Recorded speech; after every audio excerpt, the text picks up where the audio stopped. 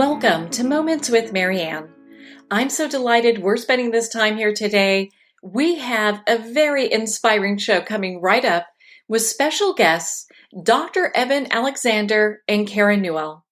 And they're here today to share with us their new book, Living in a Mindful Universe, a neurosurgeon's journey into the heart of consciousness.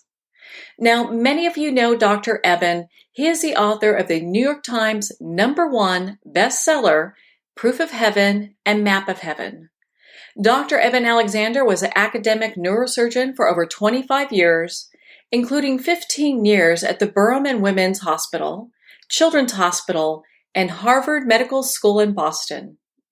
Now, Karen is a lifelong seeker of esoteric wisdom and has amassed a wealth of first-hand experiences exploring the realms of consciousness.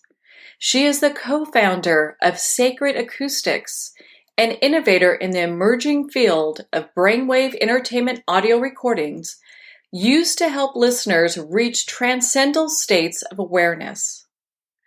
So it's my great pleasure to introduce Dr. Eben Alexander and Karen Newell to the show. Well, thanks for having us, Marianne. It's great to be here. Yes, thank you so much. Oh, what a joy it is to have both of you here, and of course to talk about your new book, Living in a Mindful Universe. Oh, we're very excited about it because it's a very ambitious effort to bring really modern science and spirituality together in one package, and I think that's what catches people's attention when they encounter this book. Well, and what's really interesting, I think people have been asking for a book like this for a very long time. They want to see that bridge between science and spirituality.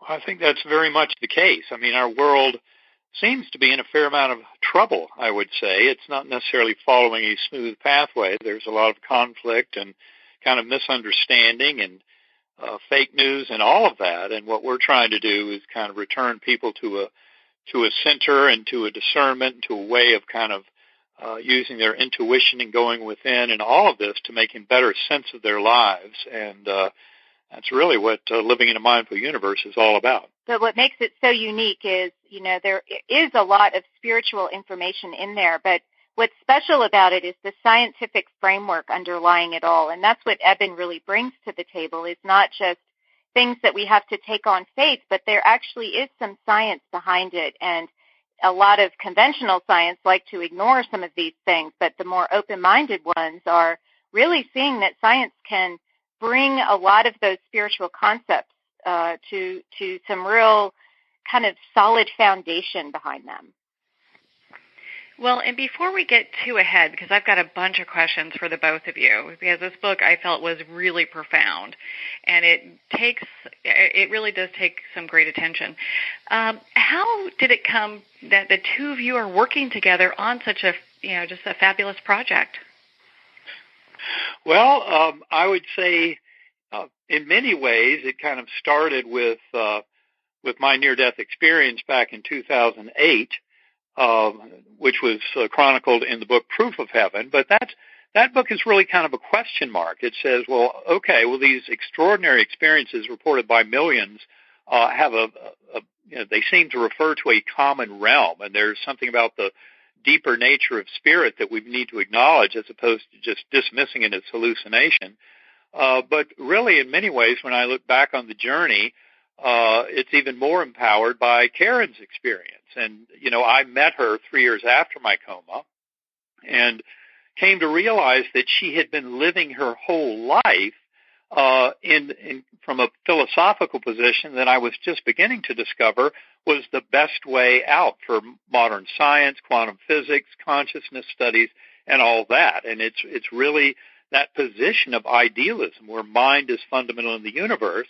And when I first met Karen, I realized that, shock of all shocks, she'd been living her whole life from that idealist position and doing it very, very well and having great insight into kind of the workings of this world. So in many ways, I think it's just an evolution of her journey, kind of combined and catalyzed by my journey chronicled in Proof of Heaven. But this is really all about a bigger awakening, because you cannot just follow a scientific pathway or just follow a spiritual pathway to get to these deep truths. You really need all of it. It's a bridge between science and spirituality, and that's what we're trying to put together in this book.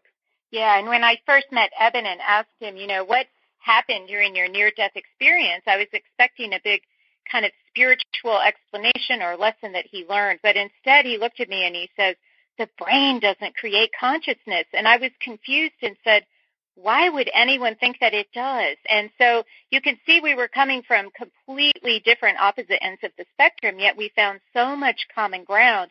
And eventually we decided that it belonged in a book so that people could really see that they're not two completely polarized things, that they really can come together. Well, I'm so glad that you both brought that up, because a lot of times when you meet people who are extremely spiritual, they're not grounded. And it's really difficult for people who come from the science community or who are lateral thinkers can even connect with what they're saying. And so it's so nice to be able to have a book that bridges both of that. Well, and one of the things that, what you're saying, that spiritual people are not always grounded, that is true. They get very wrapped up, and I went to many, many, many spiritual conferences, interacted with these people. I myself probably became ungrounded here and there. But what's really important in the spiritual realm is discernment. It's not that everything you come across is the God's honest truth. You really have to develop a sense of discernment. And scientists, of course, have drawn the line in a particular place in the sand, many of them. And I say we can go across the sand a little bit, but not necessarily all the way and believe everything we hear in the spiritual kind of community. But there's plenty of it that rings true, that can be found to really kind of be universal truths that all of us can count on. Yeah, I think one of the biggest problems in our modern culture is kind of the reign of super specialization. And we all look to the experts, and especially look to the scientific experts to get some answers about what might be true. But the problem is consciousness is so gigantic. I mean, it's really the only thing any human being has ever known. And some materialist scientists simply dismiss consciousness as an epiphenomenon of the workings of the atoms and molecules in the substance of the brain. And that is a major error, and that's where our mainstream science has gone wrong, is to so completely miss what consciousness is, and that this is all really about the relationship between brain and mind. And that's something we go into in great detail in Living in a Mindful Universe. And we're only just emerging to a point where there are scientists around this world who really study consciousness. And given that when you realize that consciousness is not created by the brain, that's where you realize that neuroscientists who subscribe to the underlying assumption of the scientific revolution, that is, that the physical world is all that exists, why they fall prey and really lose sight of what's really going on here, which is consciousness and phenomenal experience itself. And that is what we need to honor and study. And studying the brain is not going to get us there, because as we point out in Living in a Mindful Universe, not only does consciousness not reside in the brain, it's not created by the physical brain, but neither is memory. Memory itself, neuroscientists have been looking for it somewhere in the brain for more than a century, and the evidence very strongly from the neurosurgical community is that memory is not resident in the physical brain either, just like consciousness is not. The brain serves as a reducing valve or filter that allows us access to memory and to consciousness itself. But they're not the creators of it. And that's where our modern science has gone so wrong, and that's, in fact, where the deep mystery of quantum physics lies. Because quantum physics is right there at the intersection of what we know and the physical world and how the two interrelate. And so our book really covers a lot of that tremendous territory of expansion in understanding that's part of a revolution in science that I think is unprecedented in our history. Well, and is that what you mean when you talk about in your book, Dr. Eben, is that consciousness is fundamental to the universe? It's this whole idea that, science is still trying to figure out what's going on with consciousness and our memories? Well, that's exactly right. And what we're finding is the old idea of conventional science that physical matter is all that exists and that the brain must somehow thus be producing consciousness simply out of physical matter and that there's no other causality involved is completely wrong. One thing people need to realize is a consequence of that vision of conventional science that the brain creates consciousness is that none of us have free will at all, not even remotely, because they see consciousness as the epiphenomenon of the atoms, molecules, and cells of the brain following natural laws of physics, chemistry, biology. And that is not what's going on. There's far more evidence for things like non-local consciousness, telepathy, precognition, past life memories in children indicative of reincarnation, all of the near-death and shared-death experiences and after-death communications. There's a tremendous body of evidence that has been studied by scientists that show very clearly that consciousness can be non-local, that it's not stuck in the here and now of the physical brain. And that is tremendously liberating when you realize how that empowers each and every human being to tap into that consciousness, that primordial mind that is the creative force of the universe, what near-death experiencers might describe as a God consciousness or the consciousness of spirit, of source. And what we're trying to do is simply elaborate that connection. And so the book not only hints at the tremendous revolution going on in scientific circles, but also, much more importantly, for the individual reader, it offers tools and ideas about how to explore consciousness, how to go within through using differential sound frequency for brain entrainment to liberate us from the illusion of the here and now and the illusion that consciousness is created by the physical brain itself. So the book is very ambitious in what it brings not only to the world at large in terms of these changes in worldview, but also to the individual in taking control of their own life and in truly manifesting the free will of their higher soul. I couldn't think of a more timely, point in our history to have a book like Living in a Mindful Universe, Dr. Eben and Karen. I mean, I think it's perfect timing because people are really wanting this. They want to have that connection between what's going on with them as far as in a spiritual aspect and making sense of it in today's world. And so it brings me to my next question. You kind of hinted on this a little bit, but is there scientific evidence that God exists? And I think a lot of people are kind of on their edge of their seats, kind of waiting to hear about that. Well, there's a quote that I often put out in presentations, and I think it's very apropos to your question. And it's from Werner Heisenberg, who won the Nobel Prize in Physics in 1932 for his fundamental work in notions of quantum physics and what quantum physics really means in terms of what it's telling us about the nature of reality. And Heisenberg said, the first sip from the glass of natural sciences will lead you towards atheism, but at the bottom of the glass, God is waiting for you. And what he was really meaning there is something that should be obvious to anyone who studies and understands quantum physics. And that is that looking for all the rules of causality within our physical world, looking at all these subatomic particles, atoms, and molecules and all their interactions, we come up short. You cannot explain all the workings of this world, especially revealed through quantum physics and its assessment of the very makeup of the fabric of the material world all around us, without realizing that there's something more. As William James pointed out, a great psychologist in the early 20th century, there is what he called the more, that you needed more to explain the workings of the world, and quantum physicists have come to prove that. The thing is, they try and answer it. For example, if you query quantum physicists, poll them about their favorite interpretation of what's known as the measurement paradox in quantum physics, which is the very unusual feature of contextuality and the fact that the mind of the observing scientist plays a crucial role in the outcome of any experiment. You cannot,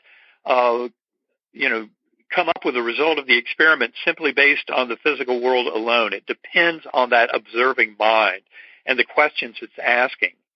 And What this is really telling us, what those physicists would say, many of them, the most popular interpretation of quantum physics is Hugh Everett's many worlds interpretation, where infinite parallel universes unfold at every instant in space-time whenever a subatomic measurement is made.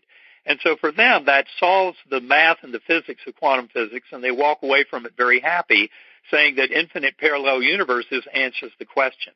Whereas, in fact, I would say the question is best answered by realizing that consciousness creates all of emergent reality. And this is the view that is coming to a head in quantum physics, because the experiments have more and more refined the affirmation of entanglement, or what Einstein called spooky action at a distance. And as we explain in Living in a Mindful Universe, that's why the primordial nature of consciousness, how there is really the one mind and we all participate in that one mind, that is what explains this. And it is absolutely something that one could interpret as a God consciousness, as a co-creative force that participates with our minds in emergent reality. And that's why things like prayer have so much power. That's why things like synchronicity, that is, the apparent coincidences in life, when we look from a broader perspective, we realize they are giving us hints about the fundamental nature of mind as controlling all the working elements of the emergent reality of our universe.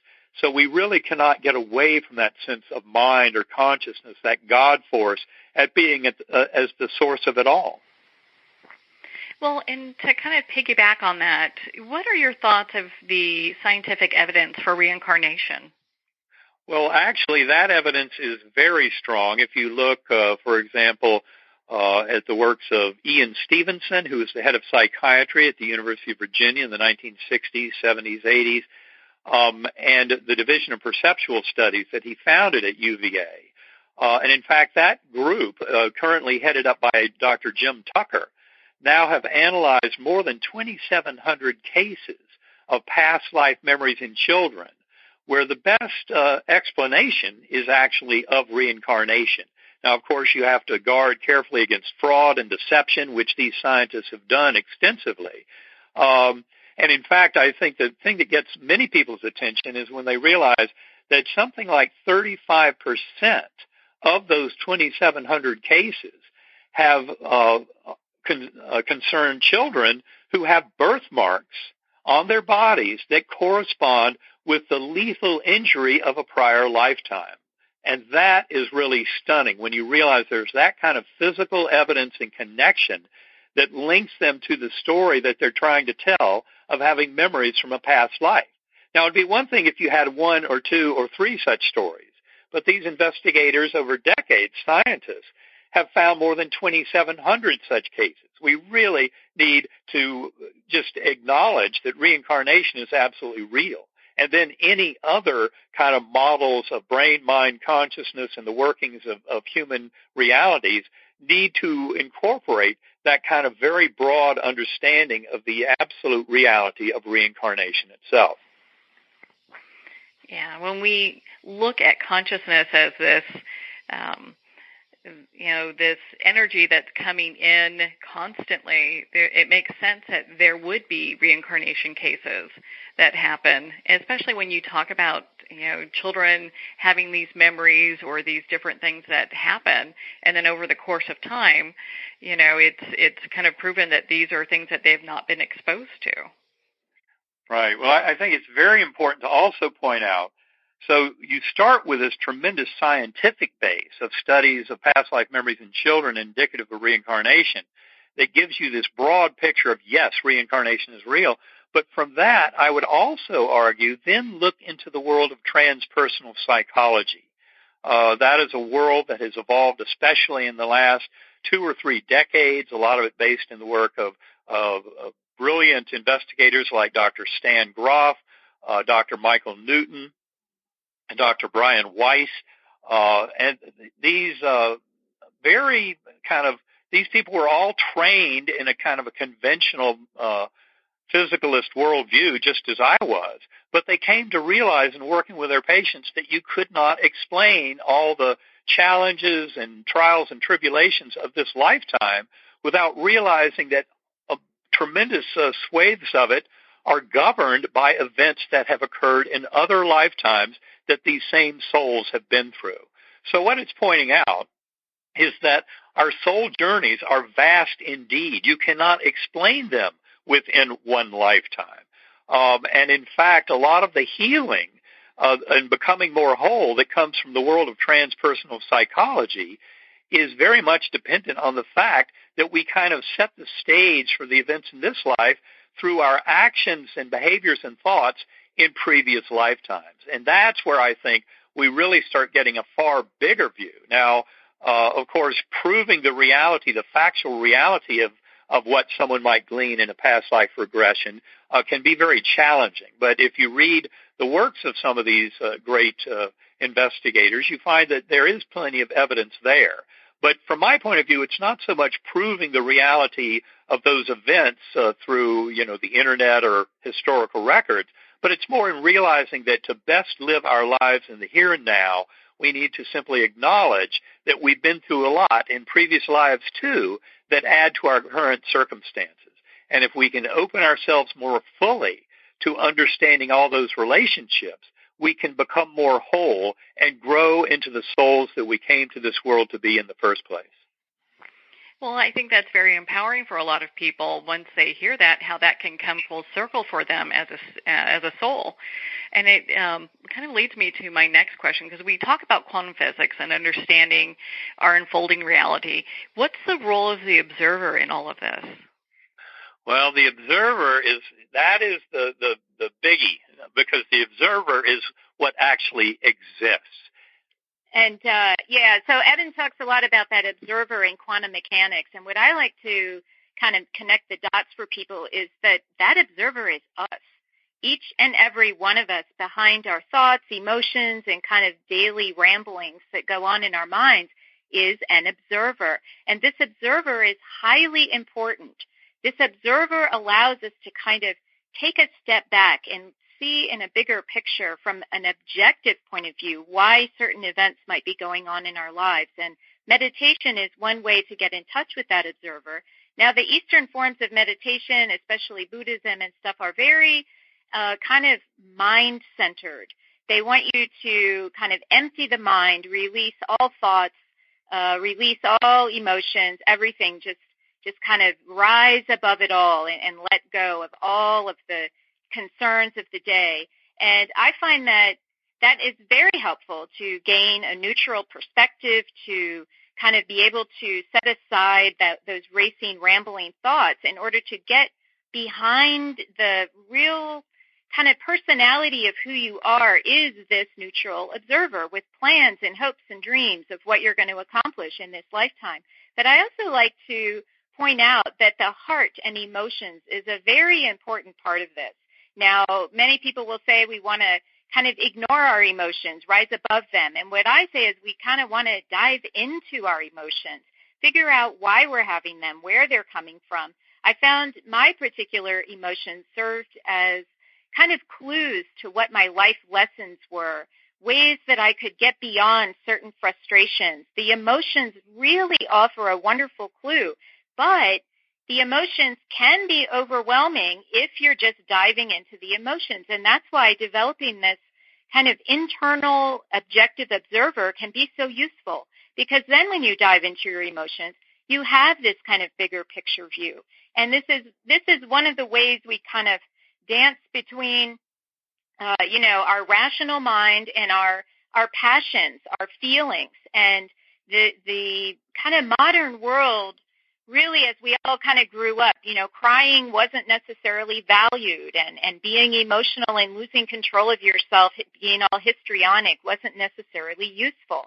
And in fact, those kind of emotions, when you can view them from that objective point, really become engines. They become opportunities to grow. And so in our book, we talk about balancing kind of that mental state and emotional state in a very, very kind of productive, useful way for the end user, which is really us. Every person on the planet has a unique perspective on why they're here, and each of us is contributing to that whole. And so that unique value is highly critical for each of us to kind of get to know and understand inside of ourselves. Along these lines, I would just point out, as an academic neurosurgeon, more than 15 years teaching at Harvard Medical School, I thought I understood how brain, mind, and consciousness work before my coma. And of course, that involved the linguistic brain, the voice of rational, logical thinking, which also just so happens to be the voice of our consciousness in our head.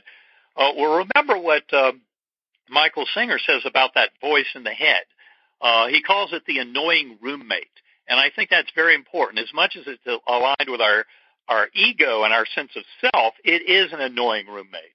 And as you come to realize that the physical brain is not the creator of consciousness, but is simply a reducing valve or a filter that allows primordial consciousness, that God consciousness, into our perception, then you realize why going within can be so powerful.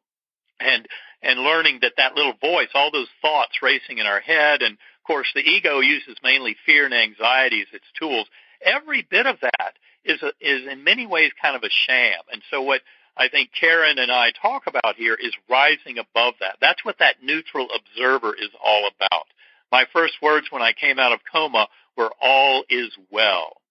And what I've come to realize is that by using that all is well as kind of a litmus test, I can rise above the petty little concerns of my ego and start developing my relationship with that inner observer, that objective self, which is not really part of self at all, but part of the great one mind that we're all sharing. So it's really a shift of perspective that I believe is very empowering. Well, on that note, we're going to pause here for a quick break. We've been speaking with Dr. Eben Alexander and Karen Newell in regards to their new book, Living in a Mindful Universe, a neurosurgeon's journey into the heart of consciousness. You've been listening to Moments with Marianne. We'll be right back after these messages.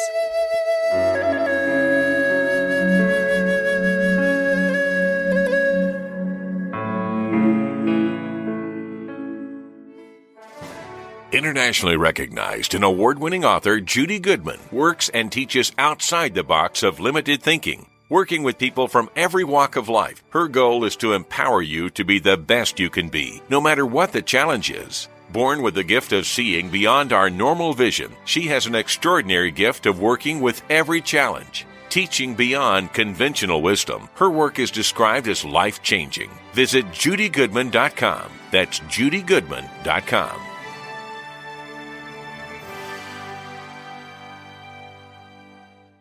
There comes a moment when you realize you're somewhere special, when you discover that each beautiful creature that you see has been rescued from a life of absolute horror and brought to this incredibly free place. Here's where their lives were forever changed and where yours will as well. Discover over 500 tigers, bears, and lions at the brand new visitor center at the Wild Animal Sanctuary just outside Denver. For more information, visit wildanimalsanctuary.org. Discover true freedom at the Wild Animal Sanctuary. Have you ever had the sense that your thoughts might actually be doing something? Ancient secrets of manifesting have been masterfully revealed in the award-winning book Manifesting 123 by Ken Elliott. For the first time, the author's experiences and stories in this book describe exactly how your thoughts can create anything. You've been doing this all your life, but it's never been fully explained for you until now. Visit manifesting123.com for more information today. Manifesting123.com. There are nearly 2 million Americans living with amputation. Many live right here in San Antonio. Becoming an amputee can be scary, frustrating, isolating, but there's no reason to feel alone. The San Antonio Amputee Foundation is here to help support you and guide you toward resources such as home and car modifications and even prosthetic limbs. For more information or to make a donation, visit saamputee.org. We'll help you live a full, active life, one step at a time. San Antonio Amputee Foundation, healing limbs, hearts, and souls.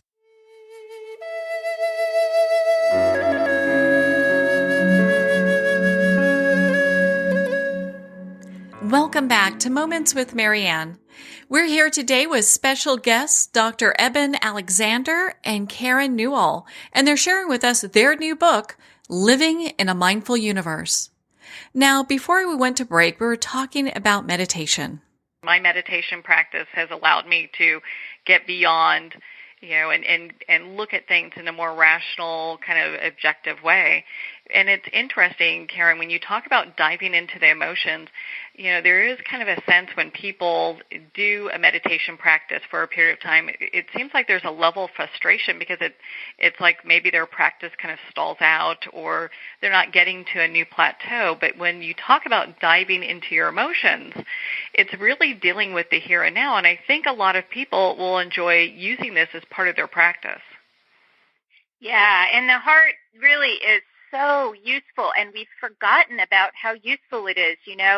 HeartMath Institute in California has been doing research for decades on the heart, and what they found is that there's this torus field, this electromagnetic field that emits from all of our hearts. Now, really, any kind of electric system does emit the same torus field. The brain has one too, but the heart is massively larger than the brain. It actually extends out from the body at least 3 feet, and every time they seem to build a device to measure it, we seem to eventually reach the maximum of that device's ability to measure. So one might argue that heart field is unlimited in its power to reach around the world. Now, the most interesting thing to me is that torus field actually affects the people around you. They've done experiments where someone will sit across the table from someone else, and the one person who is involved in the study knows how to do a particular technique they call coherence. And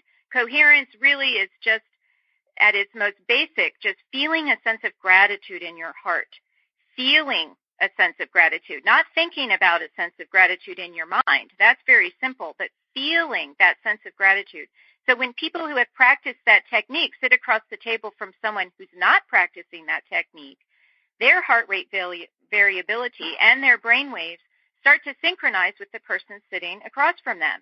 And so this, to me, is the absolute most powerful thing that can empower each and every one of us, knowing that what emotions we're holding in our heart is affecting the people around us. I kind of liken this to the ultimate golden rule.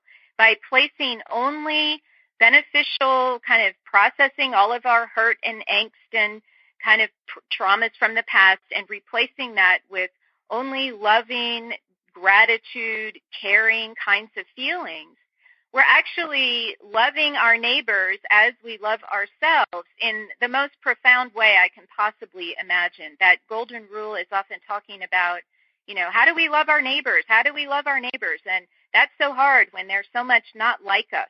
But when we can love ourselves, not just with our minds and appreciate who we are, but actually become the love that is at the center of each and every one of our consciousness, that is how we can really demonstrate that golden rule. And I feel it's really each and every one of our responsibilities to take that into our consciousness. We can't manage the hearts of anyone else in the world except our own. And so the more of us who do this, the more of us who take it upon themselves to clear their emotional traumas, to manage their energy very consciously with loving, caring thoughts and feelings, this is how our world can really change. And that's ultimately the message of living in a mindful universe, is that love is the binding force that connects us all. And by consciously focusing on that, not just in our, kind of one-on-one romantic relationships, but every relationship, parent-child, boss-employee, mailman, mail receiver, just every single relationship, doctors, nurses, CEOs, everyone, politicians, if they could only just find that love from within, focus on that every morning before starting that day, I truly believe our world would become a different place. Yeah, I would agree with you 100%. I think a lot of times people have difficulty finding that self-love. So to focus on that, man, what a game changer that would be. Yeah, and not just with our minds. It's about becoming that love. And many of us have forgotten how to do this. We grow up, when we're first born, we're just little balls of love. I know this because I just had a grandchild. My daughter, of course, I remember what it was like loving her as an infant. And, of course, they grow up and they start to have issues and difficulties and challenges. But those little babies have that love, and her son, my grandson, is just a huge reminder of how we all come into this world holding that love. And so the more of us who can maintain it, who can kind of bring it into our lives from that pure kind of childlike trust that all is well, knowing we'll be taken care of. It's challenging to do that, especially in today's world with all the polarization that's going on. But no matter which pole you're at, it doesn't matter. Everyone along the spectrum has a heart that's performing this function every day, and we're just kind of unconscious of it. But becoming more conscious of it, no matter what your belief system, is something we all can do. And it helps not only ourselves, it helps everyone on the planet. Well, I really appreciate you sharing that with us, and I'm going to toggle over to Dr. Eben, and I'd love to get your perspective as a physician on how you see the future of healing moving forward. Well, that is an excellent question, because I would say, just as in one sense, all that we're ever talking about in this discussion is the nature of consciousness, at a very deep level, we're also just talking about becoming more whole, becoming more of who we came here to be. I love in trying to address the question of the purpose of life. I love referring to the inscription over the entrance to the temple of the oracle at Delphi, which is "Know thyself."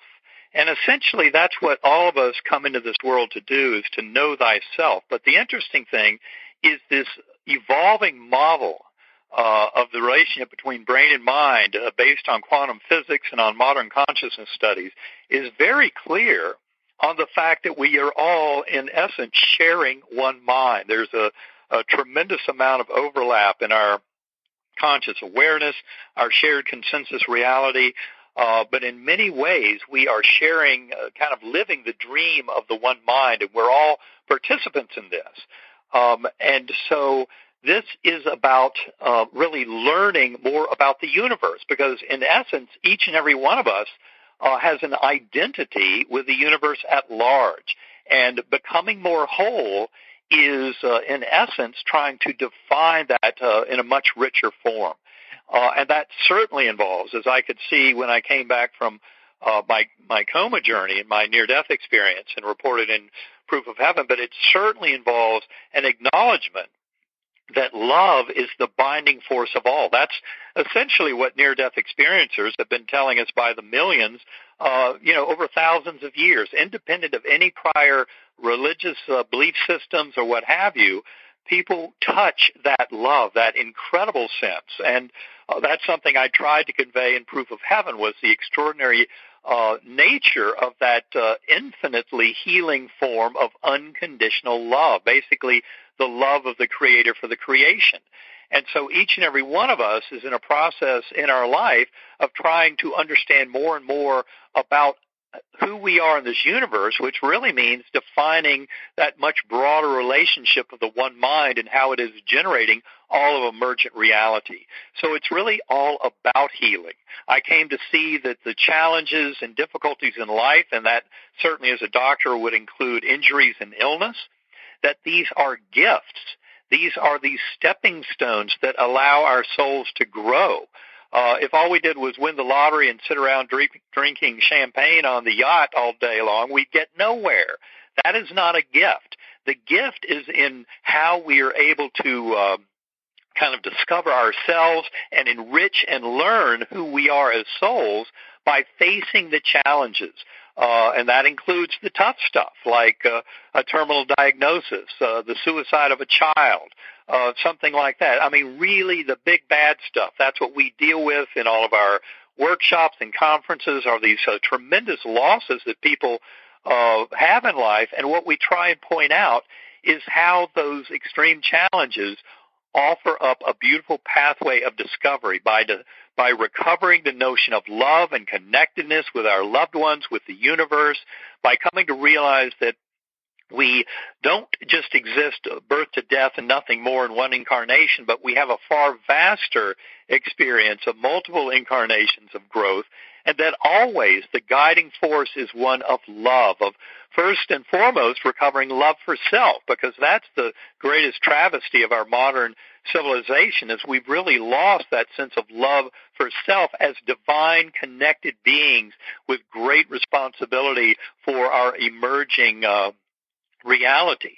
But it's our free will that must manifest that. And the more that we can manifest unconditional love for self and others, neighbors and, quote, enemies, that's how we bring healing into our lives. The more we recover that sense of having been here before, that we're with our soul group, and that we come back again and again, all in an effort to grow and learn and ascend towards oneness with that divine force of love at the core of it all, then we realize that by manifesting love, compassion, kindness, mercy, forgiveness, and acceptance to self and to others, that's how we really grow and become more whole. And becoming more whole is healing. Healing comes from the same root. That's what we're talking about. And this is a journey of discovery that we're all on. But some of the impediments of our current world, our culture, with all the fake news and kind of polarization of people against each other, is very misleading. And that's why going within, discovering many of these truths within ourselves, and how they link us with the entire universe and with our ability to shape that universe, that, I think, is what is the biggest gift of this awakening that we're talking about in Living in a Mindful Universe. Well, and Dr. Eben, do you find that having been in that experience with that, that complete love where it's unconditional, and then coming back and having to explain it sometimes can feel like a difficult task, because it feels like it's an experience that one has to go through in order to really feel the totality of it? Well, I think the best news, and this is a point that we make very strongly in Living in a Mindful Universe, is you don't have to be smote down by meningitis that almost kills you to get this. As a conscious, sentient being, everyone listening to your podcast has the power to go within and to discover these truths for themselves. Now, people often have kind of experience envy, and they want to have that big NDE where they almost die but then come back to this world. But what I'm saying is, I know from my experience with many people in our workshops, many people who are fans of Karen's differential frequency brain entrainment work with sacred acoustics, that many people who have not had an NDE can come to the very same knowledge and truth and know the reality of the eternity of their souls, and that love is the fundamental force in this universe. And they can discover that by developing a regular practice of going within. That's one of the biggest gifts of Living in a Mindful Universe, is helping to give people the tools to do exactly that. And how encouraging that is, because getting struck by lightning isn't all that. I've had a friend that was hit by lightning. It doesn't necessarily mean you're going to have the near-death experience that a lot of people want to have. Well, that's true, but of course, in Living in a Mindful Universe, we have an extended story of a good friend of ours who was struck by lightning and, in fact, had an extraordinary life-changing experience based on that near-death encounter. Yeah, but he had to go through so much pain to get there, and it took years for him to integrate it all. And so, yes, it really isn't necessary to go through such pain to feel these things. I have touched that unconditional love. I have been awash in what I felt was this warm, again, words don't explain it. You do have to experience it for yourself to fully understand, and we all can experience it. When we're giving our workshops, I run into all kinds of people who have also felt that amazing, force of love without having a near-death experience. And once you feel it, you have that reference point. You can conjure it up again, and it often comes to people when they're in a big traumatic moment. In my case, it wasn't a big traumatic moment, but I actually cultivated the connection. It involves some trauma, though, just remembering past emotions, letting go. We need to let ourselves feel emotional if we stand a chance of feeling that amazing unconditional love. And usually it's that gift of desperation when someone is just so emotionally distraught, or when you're conjuring up that love from within, you can actually attract it to you. So there are many ways to do this. We're all unique. We all can kind of experiment through trial and error and find what works best for us. There's no one-size-fits-all in this kind of tradition. It really, scientists like to find the magic bullet that'll work the same on most, if not all, people, and it just doesn't work that way. We're all so unique, come from different backgrounds, different vibrational states, I would say, and so it takes different impetus to really kind of trigger these kinds of experiences. But I think it can be done. I think all of us can feel that love, and kind of one of my goals is not just to go out into a meditative space and expand and feel the love, but to actually bring that love here, bring that into our daily lives. And in fact, Sacred Acoustics just released a new recording that's called Love Body, and it actually guides people to do exactly that, to generate love from within, and then we have different sounds that kind of support the process, and then invite that love into the body. And people are having amazing experiences, some more quickly than others, some need more practice than others at really generating that feeling of gratitude, but it can be done, and it is one of our goals to really bring that love into our world here and now, not just go out and visit it and say you can't have that till you die, but to bring it here and to live with love in our lives. Well, and I felt that living in a mindful universe really gives people a roadmap to be able to discover that love for themselves, and you guys have just done a beautiful job on this book. One of the topics that comes up is spiritual health, and maybe, Karen, maybe you can expand on this a little bit, because you have talked about how we can develop that in our lives and given us some resources outside of living in a mindful universe. What are your thoughts on that? Well, spiritual health is kind of the center of all health. When it really comes down to it, our doctors are so interested in your physical body symptoms. But when you explore the world of energy healing, what their belief system is that actually everything starts energetically and then affects the physical body. So if you can kind of dive into the energy of your problems, and that is your emotions. It really is the kinds of thoughts and feelings you bring to a situation is what I mean by the energy. And so, we tell some stories in the book that are actually in my family. My daughter had her own struggles with substance abuse and anger and depression as she was growing up. And really what did it for her, what really began her turnaround is when she asked me to take her to a hypnotherapist. She was tired of the talk therapy. I wouldn't let her have any prescription medications that the doctors wanted to give her because she was busy abusing those same prescriptions, and I didn't want to give her her own. And one day she asked me if I would take her to a hypnotherapist because she had learned that there she didn't have to talk about her problems necessarily. She didn't have to go review with the doctors all of the things, crazy thoughts she was having. So in this hypnotherapy, she was able to kind of go back to the source of what began all of this. Hypnotherapists will guide you through this process of what's called regression to take you back to the source of a particular problem when you're in a calm, kind of expanded meditative state.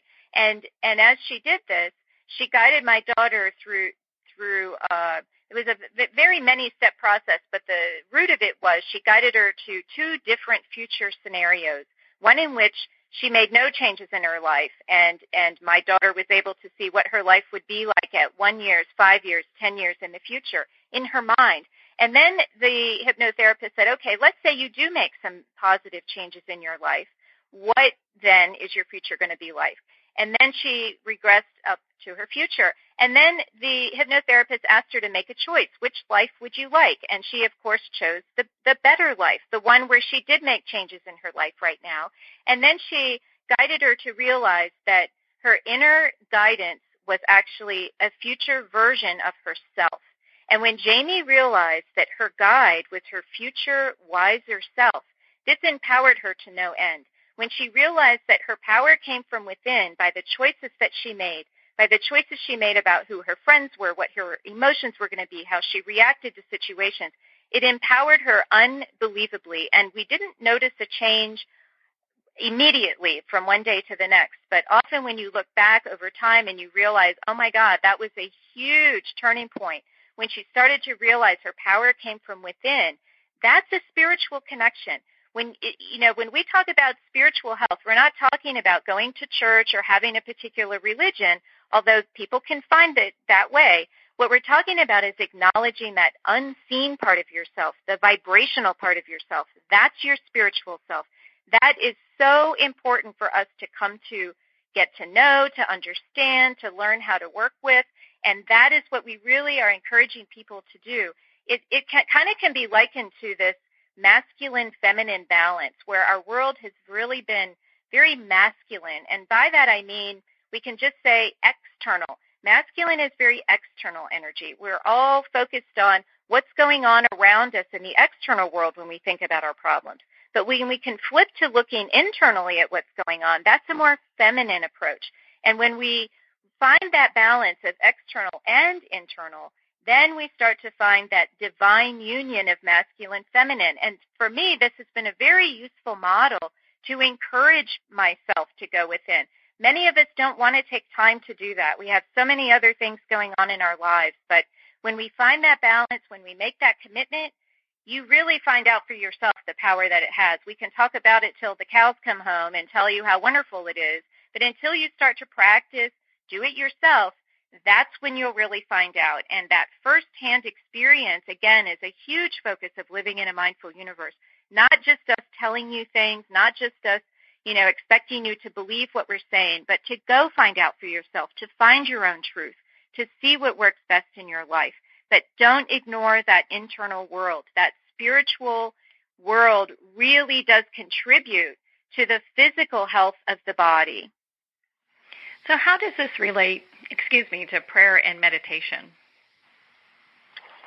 Well, I think prayer and meditation are just the ways that humans can most readily kind of access that primordial mind, that universal mind. For me, whenever I talk about using differential sound frequency brain entrainment for deep meditative states, I'm really talking about a form of centering prayer. Centering prayer is kind of a silent form of prayer that acknowledges gratitude, connection, oneness, a trust in the universe. And for me, it's all really part of one process, so that as soon as I go into a meditation using sacred acoustics, I often will have a goal. I'll state an intention, and Karen has instructed me tremendously in how to kind of simplify those requests or intentions at the beginning of a meditation, even down to one word. But she very much emphasizes the power of the emotional content, not just the conceptual flow. As we keep saying over and over again, you don't think your way to these answers. In essence, you're kind of following the power of that emotional engagement and addressing those emotions and what they are. But the interesting thing is you're also doing it by obtaining a perspective, that higher perspective of that neutral observer, of the one mind, the connection with the higher soul. So really this kind of meditation or centering prayer is always a form of developing a richer relationship of the sense of self, that observer within, that awareness with that creative force of the universe. And that's where I think it gets to be so powerful. But people have demonstrated that through prayer for ages.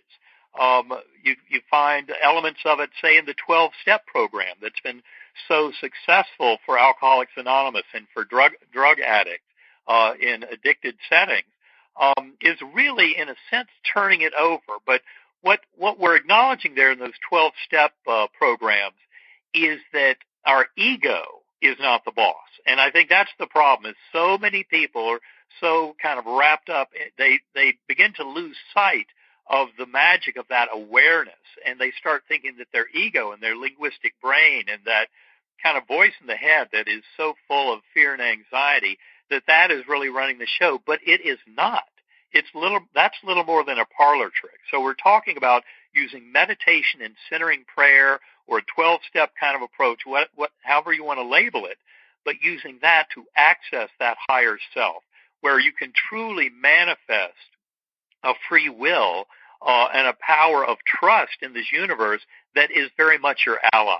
And that would come into tremendous help for so many in this world today who are circling the drain in this rising spiral of suicide and of depression across all age groups. I mean, our culture is really quite sick at this point in time, as manifested through this rising suicide and depression rate. And what Karen and I argue in Living in a Mindful Universe is that is absolutely a consequence of not coming to see this relationship of oneness with the universe, and that we are one with that creative force and with that power. And it's not our petty little ego that plays any role. We learn to put the ego into timeout, but see this as the higher good for all involved. And that is absolutely a place where you can quickly come to realize through prayer or meditation that all is well, and then start manifesting your highest dreams to become the reality of this world. Well, I think that is a beautiful note, and I think I have time for just one more question here before we go today, because, I mean, what a just enlightening discussion this has been, especially in regards to your book, Living in a Mindful Universe, and everything that it covers. When we talk about unconditional love and the epidemic that we're kind of seeing now of people that are committing suicide or feeling extremely depressed, what are some of your final thoughts around all that? Well, I think it has to do with kind of the deep message of our book and what I hope people have gleaned from this podcast, and that is a sense that we can trust in the universe, and that we do have this connection with a force that has tremendous love and care for us, and can help us to achieve this goal of oneness, of coming into being who we came here to be. But it is absolutely turning down the volume of that insanity coming out of our ego, and all the demands that ego makes.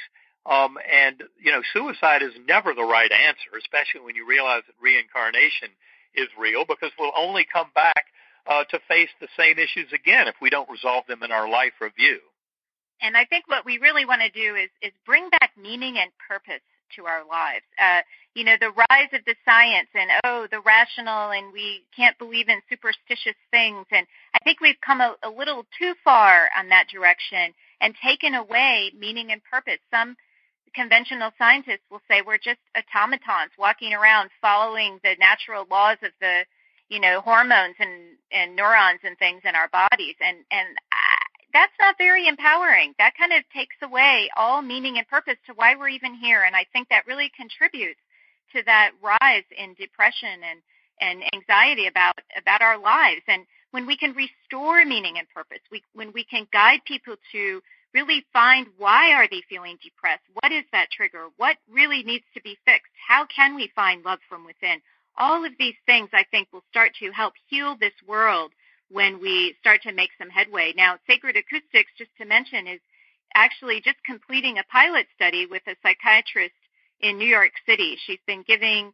our different recordings actually very specific recordings to some of her patients and measuring their anxiety over time. And she's finding that those who incorporate Sacred Acoustics into their life, those that listen to it on a daily basis, are seeing their levels of anxiety reduce much more quickly than those who are just doing regular therapy. So we're hopeful that science will start to help validate some of these different tools to help them get into the hands of more people. The crisis is undeniable. Every day, suicides and addiction and overdose, and we really do need to start tackling this from an internal level and not just handing out medication and expecting that chemical imbalances will solve it all. And I would also encourage your listeners to visit ebenalexander.com and partake in a completely free 33-day email course that introduces them to some of the main topics we cover in Living in a Mindful Universe, and also gives them, at each one of those days, gives them suggestions for a practice and things that they can do in their own meditations and in living that day to learn and grow with all these tremendous world-changing concepts. So I would encourage people to get on board with that 33-day course into the Heart of Consciousness, which is there at the lead page of ebenalexander.com. And it includes some of the sound files that we're talking about. It includes some of those recordings at no cost. And the beautiful thing is people from around the world have been taking this since our book launched in September. It's self-paced, so people can keep doing it whenever they wish, but they're leaving comments, and you can really see all the different walks of life. They're coming to find this information useful in their lives, and they're having interesting discussions and helping each other, and we pipe in now and then, and it's just beautiful to see the world coming together like this. Well, and so, Karen, where can people connect with you? We've got Dr. Eben's website. What website would you want people to go to learn more about you and your work? Well, sacredacoustics.com is our website where all our recordings are available, and it also includes some free things. There is a free 20-minute download you can access just by entering your email. There are some free training videos that are posted on YouTube, all linked to from sacredacoustics.com, that teach people how to use this. And you don't even have to buy anything. You can apply the tips and techniques in those videos just using the free 20-minute download and or the recordings that come with the 33-day journey. So we invite everyone to check it out and find what works best for you. We have a wide variety of options for all the different kinds of personalities and approaches people might want to try. Well, and before we go, I also know that both of you have a retreat that's coming up with 1440.org. We do. That's in the end of September, I believe, and we have another weekend retreat in upstate New York at Omega Institute. And then we're at various conferences in Utah, Seattle, Santa Fe, London. You can go to either of our websites, ebenalexander.com and sacredacoustics.com, to see what might be coming your way, and that's the best way to stay in touch with us. Well, I signed up for the 33-day journey. I highly suggest everyone do the same. Dr. Eben and Karen, thank you so much for taking the time to be on the show with us here today. Well, Marianne, thanks so much for having us. It's been great being here, and hopefully we'll talk again soon. Yes, and thank you so much for what you do, which is bring different minds together to share with your listeners, and it's very much appreciated by us that you are doing that for people. Thank you. Well, thank you, Karen and Dr. Eben. My goodness, it's been such a pleasure to spend this time with you and, of course, to talk about your new book, Living in a Mindful Universe. If you'd like to purchase the book, again, you can at Amazon, Barnes & Noble, all major retailers, and, of course, don't forget our indie bookstores. Well, we're at the end of our time today. I would like to thank everyone for tuning in. You've been listening to Moments with Marianne. And remember, make every moment count.